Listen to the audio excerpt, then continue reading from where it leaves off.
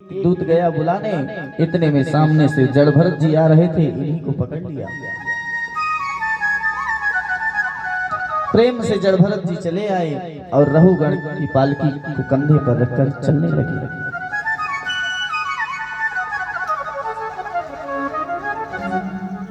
चलने लगे। सुखदेव मुनि कहते हैं, राजन अपनी आंखों को बंद कर लो एक बार और इस दृश्य का दर्शन करो।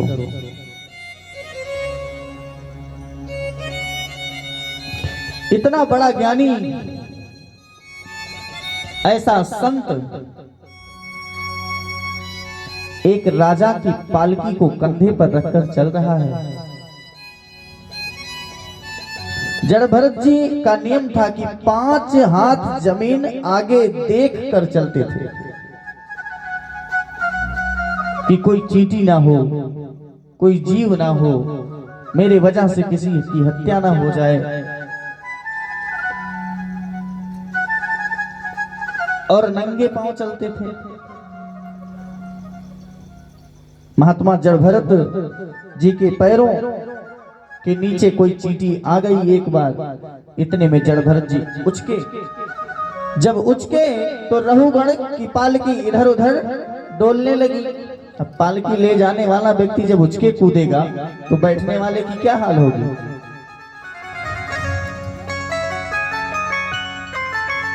जब इधर उधर हुआ रहुगण हिला डोला, तब चिल्लाने लगा, अरे कौन है, पागल हो गया है क्या, क्यों कूद रहा है।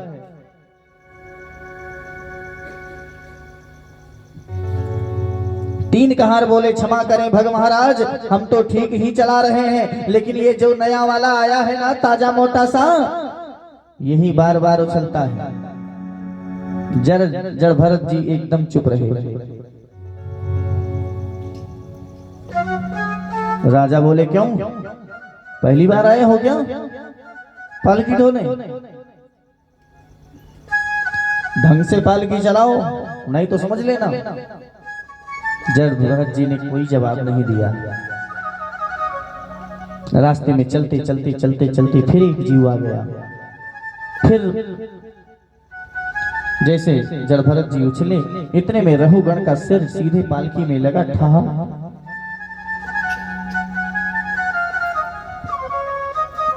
अरे रहुगण ने कहा, अरे क्या समझते हो, चोट लगती है सर में और तुम बार बार उछलते हो, ठीक से चलाओ। इस बार भी जड़ भरत जी ने कोई जवाब नहीं दिया।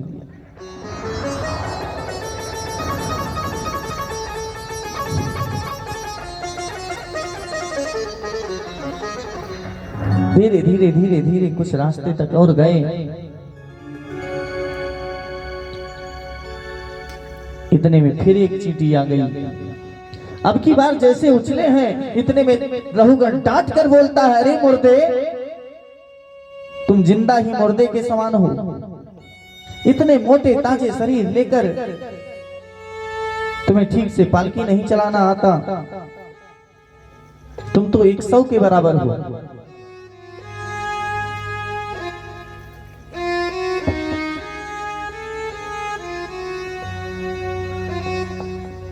तुझमें प्राण नहीं है क्या। बार बार बोलने के बाद भी तू पालकी सही से नहीं चला रहा। ऐसी सजा दूंगा, ऐसी सजा दूंगा कि जीवन में कभी पालकी चलाने लायक नहीं रहोगे, जीवन भर याद रखोगे। राजा की बात सुनकर जड़ भरत जी के आंखों से आंसू निकलने लगे और सोचा कि अब कुछ जवाब दे ही देता हूं।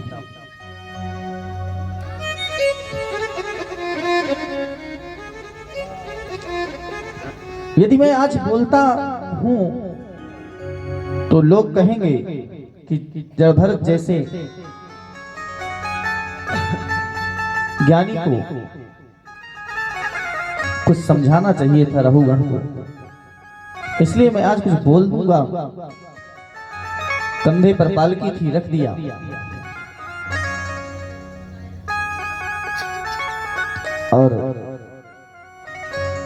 जवाब देने लगी रहुगण को, राजन त्वयोदितं व्याक्तमपि प्रलब्धम् भर्तु समे स्यादति वीर्यभारः गन्तुर्यदि स्याधिगम्यमघवा पीबेति रासो न विदा प्रभावः। राजन तुम्हारी बात बिल्कुल सत्य है, लेकिन कुछ समझ नहीं आ रही है। भाई पालकी चलाने का परिश्रम उसे होगा जो पालकी चलाता होगा, जो कभी चलाता ही नहीं है उसे श्रम क्यों होगा। जमीन पर चलने का श्रम भी उसे होता है जो जमीन पर चलता है। दूसरी बात आप बोल रहे थे कि बड़ा मोटा ताजा है, बड़ा मोटा ताजा शरीर लेकर घूमते हो, ये भी आपने गलत ही कहा है महाराज। क्यों? क्योंकि स्थूल्यम कार्स्य व्याधय आधयस्य छन्तुं भयं कलिनिच्छां जरा च निद्रारतिर्मन्य मुहुमदा सुचो देहे जातस्य हि मे न सन्ति। मोटा होना पतला होना ये सब शरीर का धर्म है राजन। फिर भी कैसे कह सकते हैं आप मोटा होना पतला होना, यह तो सब शरीर के धर्म होते हैं। कोई मोटा होता है, कोई पतला होता है। तीसरी बात आपने कहा है कि तुम जीवित ही मुर्दे के समान हो। अरे जीवन में जीना मरना दोनों समान होता है महाराज। जन्म लेना, मर जाना, मोटा होना, पतला होना, ये सब शरीर का धर्म है। भूख लगना, प्यास लगना, निद्रा तंद्रा होना, ये सब शरीर की लक्षण है। मैं प्राण नहीं हूं, मैं शरीर हूं। मैं बुद्धि नहीं हूं, मैं शरीर हूं। मैं हूं चिन्मयी आत्मा, जो आत्मा कभी जन्म नहीं लेती, जिसकी कभी मृत्यु नहीं होती। तुमने कहा मैं तुम्हारी चिकित्सा करूंगा, तुम्हें ऐसा दंड दूंगा, तुम जीवन में पालकी नहीं चलाने लायक रहोगे। राजन क्या कहते हैं आप? क्या दंड दोगे आप मुझे?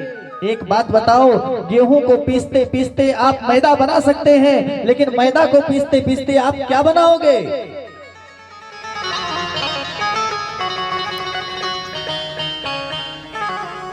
महाराज ये पालकी पृथ्वी का एक टुकड़ा है। ये पालकी में बैठा राजा गहुड़ रहुगण पृथ्वी का एक टुकड़ा है, और ये जड़ भरत नाम का जो शरीर पृथ्वी का एक टुकड़ा है। पृथ्वी के एक टुकड़े पर एक टुकड़े को धरकर उस पर और एक टुकड़ा धर दिया जाए तो परिश्रम किसको होगा? महाराज इतनी बातें सुनकर ही रहुगण राजा पालकी से नीचे कूद पड़ा। नीचे उतरकर जड़ भरत जी के चरणों में गिर पड़ा और बार बार कहने लगा, कस्तम निगूढ़ चरितम द्विजनाम बिभर्षि सूत्रम कतमो वधूतः कस्यामि कुतत्र यत्यामि कस्मात्र क्षेमायनश्चेचति ते स्रुवः। बार बार क्षमा मांगने लगा रहुगण, बार बार क्षमा मांगने लगा और कहने लगा, महाराज परिचय दीजिए, कौन है आप? मुझसे बड़ा अपराध हो गया आज, मैंने बहुत बड़ी गलती की, समझ नहीं पाया। पालकी ढोने से कोई मतलब नहीं है। आप ब्राह्मण हैं, विद्वान हैं, आप कौन हैं? व्यास हैं, पराशर हैं, वशिष्ठ हैं, भार्गव हैं, अंगिरस हैं, कौन हैं आप? आप कहीं भगवान कपिल तो नहीं आ गए हैं मेरे अज्ञान को दूर करने के लिए? भरत जी बोले ये तुम्हारी दूसरी गलती है। पूछना ये मुझसे ये पूछना कि मैं क्या हूं। अरे जो तू है वही मैं हूं, जो आपके अंदर है वही मेरे अंदर है। रघुगण बोला महाराज मुझे सरल शब्दों में समझाइए, मेरी कुछ समझ में नहीं आ रहा है। रघुगण ने जड़ भरत जी से प्रश्न किया, भगवान ये बताइए शरीर का संबंध किससे है। भरत जी बोले शरीर का संबंध इंद्रियों से, इंद्रियों का संबंध बुद्धि से, बुद्धि का संबंध आत्मा से।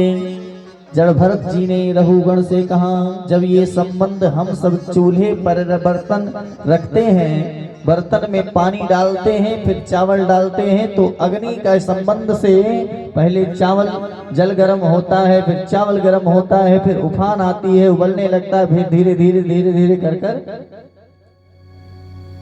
ऊपर आ जाता है। महाराज मान लो चूल्हे पर बर्तन रखा है, इसी ही प्रकार से हम और आप हैं। आचार्य सुखदेव मुनि कहते हैं, राजन अब मैंने यह तुम्हें रघुगण और जड़ भरत की सुंदर कथा सुनाई। रघुगणैस्त्यः न याति न चेत्तयः नन्दस्य ध्रुवोऽस्यः। बहुत सा प्रश्न रघुगण करता है जड़ भरत जी से, नरकों का वर्णन होता है। आचार्य सुखदेव मुनि कहते हैं, राजन जड़ भरत जैसा विद्वान, जड़ भरत जैसा महापुरुष हमारी भूमि पर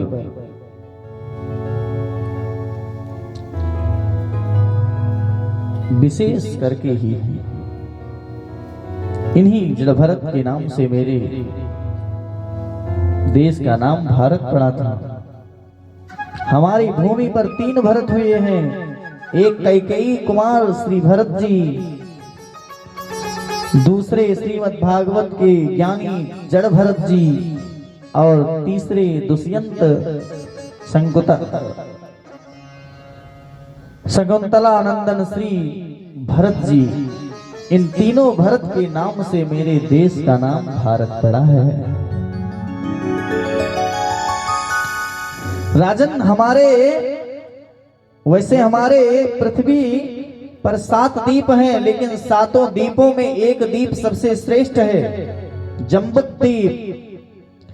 भारतवर्ष में जम्बूद्वीप सबसे श्रेष्ठ है। अहो अनीसाम किमकारी शोभना। लेकिन भारत की भूमि पर सत्संग के माध्यम से हम जीवन को संवार सकते हैं, क्योंकि भूमि कर्म प्रधान है।